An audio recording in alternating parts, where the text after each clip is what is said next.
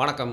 வருண் டாக்ஸில் தொடர்ந்து படங்களை பார்த்து நம்ம ரிவ்யூ பண்ணுறத வழக்கமாக வச்சுருக்கோம். அந்த வகையில் இன்றைக்கி நம்ம ரிவ்யூ பண்ண போகிற இந்த படம் அப்படிங்கிறது நம்ம சராசரியாக வாரம் போய் பார்த்துட்டு பண்ணக்கூடிய ஏதோ ஒரு கமர்ஷியல் படம் இல்லை.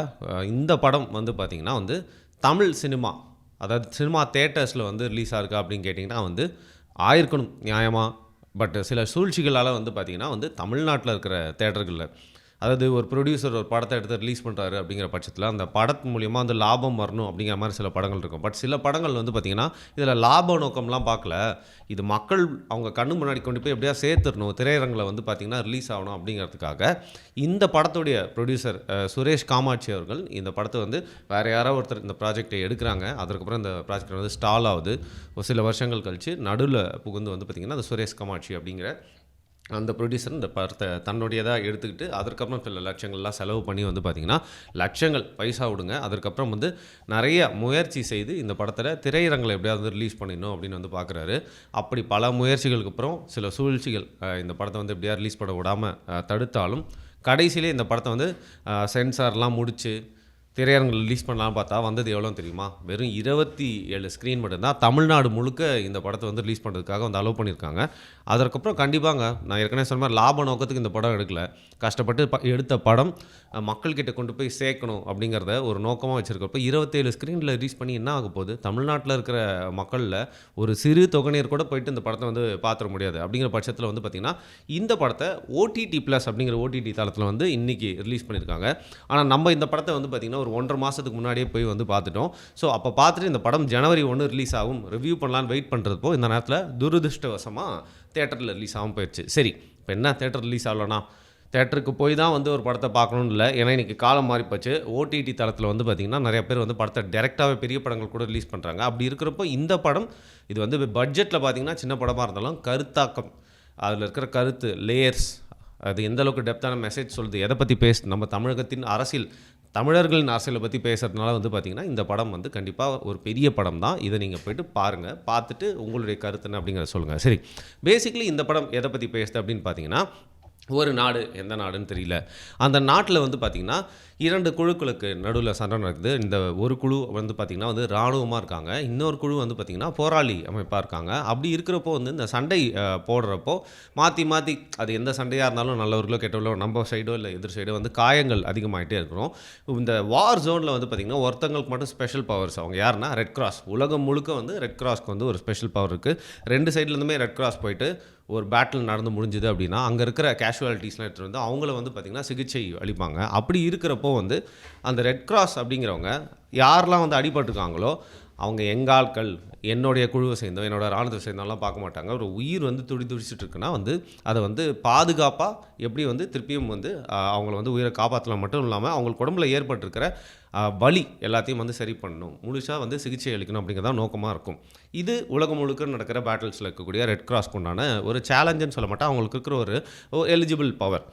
ஆனால் இங்கே பார்த்திங்கன்னா எதிர்த்தரப்பு இராணுவம் அப்படிங்கிறவங்க ஒரு ப்ராப்பரான கட்டமைப்போடு சண்டை போட்டுருக்காங்க. நம்ம போராளி அமைப்பை எகெயின்ஸ்ட் ஆல் ஆட்ஸ்னு ஆங்கிலத்தில் சொல்கிற மாதிரி பார்த்திங்கன்னா அவங்கக்கிட்ட இருக்கக்கூடிய வெப்பன்ஸ், அவங்கக்கிட்ட பார்த்திங்கன்னா எதிராளிகிட்ட எவ்வளோ வெப்பன்ஸ் இருந்தாலும் இந்த போராட்டக்குழுக்கிட்ட இருக்கக்கூடிய ஒரு மேட்சே பண்ண முடியாத விஷயம்னு பார்த்திங்கன்னா தன்னம்பிக்கை. அது மட்டும் இல்லாமல் எதிரில் இருக்கிற அந்த இராணுவத்தை சேர்ந்த இராணுவத்தில் ரெக்ரூட் ஆகிட்டு போராடுறான். ஆனால் இந்த இனக்குழுவில் இருக்காங்கள்ல, அந்த போராளி குழுவை சேர்ந்தவங்க எல்லாருமே பார்த்திங்கன்னா தங்களோட நாட்டுக்காகவும் உரிமைக்காகவும் மக்களுக்காகவும் உணர்வோடு போராடுறாங்க. அதற்காக உயிரே கொடுக்கறதுக்கு ரெடியாக இருக்காங்க.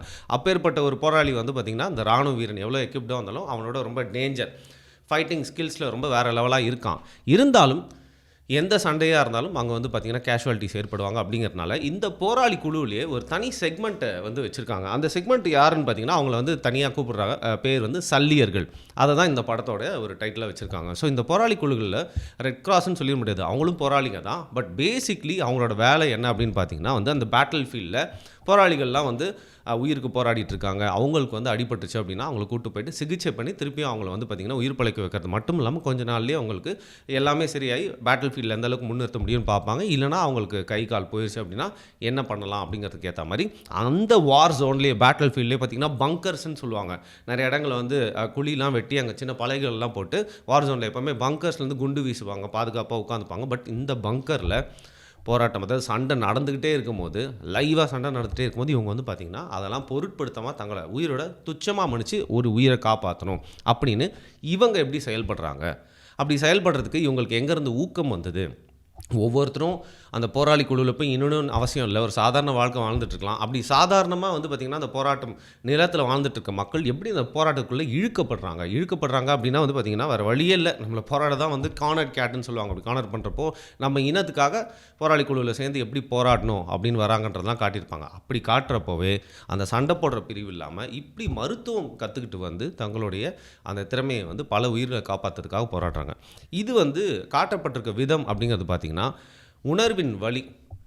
ரொம்ப நாளாக வந்து ஒரு விடுதலைக்காக போராடிட்டு இருக்க ஒரு இனம் எந்த மாதிரியான சவால்கள்லாம் வந்து எதிர்கொள்ளுது, அப்படி சவால்களை எதிர்கொண்டாலும் நல்ல நோக்கத்தோட தன்னோட உயிரை துச்சமாக மன்னிச்சு எப்படி வந்து பார்த்திங்கன்னா வந்து களத்துக்கு வராங்க.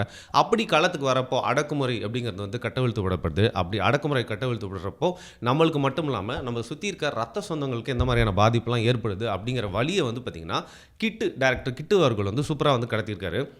மேதகு அப்படிங்கிற இதுக்கு முன்னாடி ஒரு படத்தை வந்து எடுத்திருக்காரு. அதாவது ஒரு தலைவன் எப்படி உருவாகிறான், அந்த தலைவன் அப்படிங்கிறவன் வந்து பார்த்திங்கன்னா அவனோட கையில் எப்படி ஆயுதங்கள் திணிக்கப்படுது, அவனோட போராட்டத்தோட முதல் புள்ளி எங்கேருந்து தொடங்குது அப்படிங்கிற மாதிரி சூப்பராக புல்லரிக்கும் விதமாக வந்து ஒரு இதே மாதிரி ஓடிடியில் தான் ரிலீஸ் ஆச்சு. அந்த படத்தை எடுத்திருப்பாரு கிட்டு. வந்து இந்த படத்தில் வெவ்வேறு விஷயங்கள் நம்மளோட இனத்தின் போராட்டத்தை காட்டணும் அப்படிங்கிறதுக்காக வந்து இந்த சல்லியர்களோட வாழ்க்கை எப்படி இருந்துச்சு, அவங்க ஒரு தனி செக்டாக எப்படி செயல்பட்டாங்க, வெவ்வேறு ஒரு சவால்கள்லாம் எதிர்கொண்டு அவங்க இருந்தாங்க அப்படிங்கிற நிறைய பேரால் பேசப்படாத டாக்குமெண்ட் பண்ணியிருந்தாலும் வந்து பார்த்திங்கன்னா கண்கள் முன்னாடி நம்மளுக்கு என்ன நடந்துச்சு அப்படிங்கிற மாதிரி விஷயங்கள்லாம் வந்து காட்ட தவறுன விஷயத்தை அவர் ஒரு சப்ஜெக்டாக எடுத்து காட்டணும்னு நினச்சதுக்கே ஒரு டேரக்டராக அவரை வந்து நம்ம பாராட்டலாம். அதை வந்து பார்த்திங்கன்னா ஒரு விஷயத்தை காக்கிறப்போ நம்ம சைடில் இருக்க நியாயத்தை காமிச்சு ஈஸியாக நம்மளுக்கு எதிரில் இருக்கிறவனை வந்து ஒரு வில்லனாக காமிச்சிட்டு போயிட்டே இருக்கலாம். பட் கிட்டு இதில் வந்து பார்த்திங்கன்னா ஹேண்டில் பண்ணியிருக்க விதம் அப்படிங்கிறது நம்ம போராட்டத்தின் வழி அந்த போராட்டத்தினோட சல்லியர்கள் எவ்வளோ கஷ்டப்பட்டாங்க, திறன்பட செயல்பட்டாங்க அப்படிங்கிறது காட்டுறது மட்டுமே ஒரு நோக்கமாக வந்து வச்சுருக்காரு. இந்த படத்தோட மேக்கிங் எல்லாமே வந்து பார்த்திங்கன்னா கொடுக்கப்பட்ட காசில், அதாவது இன்றைக்கி இருக்கிற நிறையா படங்கள் கோடியாக செலவு பண்ணுறாங்க, ஆனால் ரிசல்ட் அப்படிங்கிறது ரொம்ப கேவலமாக இருக்குது. பட் அந்த படம் வந்து சக்ஸஸ் ஆகவே சக்ஸஸ் பார்ட்டி வந்து கொண்டாடுறாங்க. பட் இந்த படத்தில் என்ன எனக்கு ரொம்ப பிடிச்சிருந்து அப்படின்னு பார்த்திங்கன்னா கொடுக்கப்பட்ட ரிசோர்ஸஸ் ரொம்ப கம்மி தான், அவங்களுக்கு இருக்கக்கூடிய அந்த பிராக்கெட் அப்படிங்கிறது ரொம்ப முக்கியம் தான். ஏன்னா சென்சார் போர்டை தாண்டி இந்த படம் வந்திருக்குன்னா பார்த்துக்கோங்க எவ்வளோ நுணுக்கமாக கிட்டவர்கள் இந்த படத்தை எடுத்திருக்காருன்னு சொல்லிட்டு.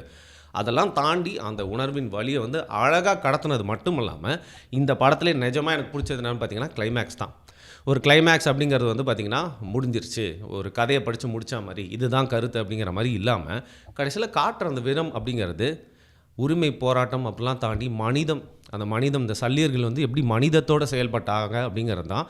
அப்படி பார்க்குறப்போ வந்து நம்ம ஆட்கள் இப்படிலாம் இருந்திருக்காங்களா அப்படின்னு பார்க்குற மாதிரி ரொம்ப பெருமையான ஒரு முடிவோட இந்த படம் வந்து முடிச்சிருக்கோம். பட் இது வந்து ஒரு லைஃப் ஃபுல்லாக சீரியஸாக, அதாவது இந்த களத்துலேருந்து நிறைய கதைகளை சொல்கிறதுக்காக தன்னோட லைஃபை டெடிகேட் பண்ணுறாருன்னு தெரியுது. பட் இந்த பேஜான சல்லியர்களை நீங்கள் எல்லாருமே வந்து பார்த்திங்கன்னா தவிர்க்காமல் போய் பார்க்கணும். குறிப்பாக வந்து நம்ம தமிழத்தோட கதையை வந்து நம்மளுக்கு சொல்கிறதுக்கான வாய்ப்புகள் ரொம்ப கம்மியாக இருக்கிற வேளையில் அப்படி சொல்ல வந்து முற்பட்டு நம்ம பொருளாதார ரீதியாக வந்து நிறையா முயற்சிகள் செஞ்சு கொண்டு வந்தாலும் அதை மெயின் ஸ்ட்ரீம் மீடியாவில் முடிஞ்ச அளவுக்கு வந்து புறக்கணிக்கிற இந்த வேளையில் OTT+ அப்படிங்கிற தளத்தில் ரிலீஸ் ஆகிருக்கிற சல்லியர்கள் படத்தை நீங்கள் எல்லாருமே போய் பார்க்குறது மட்டும் இல்லாமல் உங்கள் நண்பர்களையும் பார்க்க வைக்கிறது மூலியமாக நீங்கள் எங்களுக்கு தேட்டர் தரலனா என்னடா, எங்களோட இனத்தோட கதையை வந்து தொடர்ந்து நாங்கள் சொல்லிகிட்டே இருப்போம், எங்களை நீங்கள் வந்து தோய்வே அடைய வைக்க முடியாது, நீங்கள் எங்களை வந்து முடக்க இந்த மாதிரி படைப்புகள் வந்து எடுத்துகிட்டே இருப்போம் அப்படிங்கிறத வந்து இனிமேல் எடுக்க போகிற கிரியேட்டர்ஸ்க்கு ரொம்ப என்கரேஜிங்காக பண்ணுற மாதிரி இருக்கும். அதனால் நீங்கள் எல்லாருமே இந்த படத்தை பார்க்கறது மட்டும் இல்லாமல் உங்களோட நண்பர்கள்கிட்ட சொல்லி இந்த படத்தை பார்க்க வைங்க.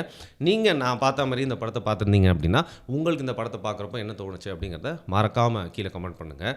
எவ்வளோ படம் எடுத்துகிட்டு எவ்வளோ தொழில் பண்ணிட்டு சம்பாரிச்சிட்டு லாபம் பார்த்துட்டு போயிட்டே இருக்கலாம். பட் இந்த படத்தோட ப்ரொடியூசரும் சரி, டேரக்டரும் சரி, கருணாஸ் அவரும் இந்த படத்துக்கு வந்து நிறைய உதவிகள் செஞ்சுருக்காரு. நடிக்க மட்டும் இல்லாமல் சில உதவிகளும் செஞ்சுருக்காரு. இவங்க எல்லாருக்குமே வந்து பார்த்திங்கன்னா இந்த படத்தை கொண்டு வந்து நம்ம தமிழ் சமூகத்துக்காக நிறுத்தணும் அப்படின்ற எடுத்த முயற்சிக்காக மீண்டும் ஒரு பாராட்டுகள். நன்றி.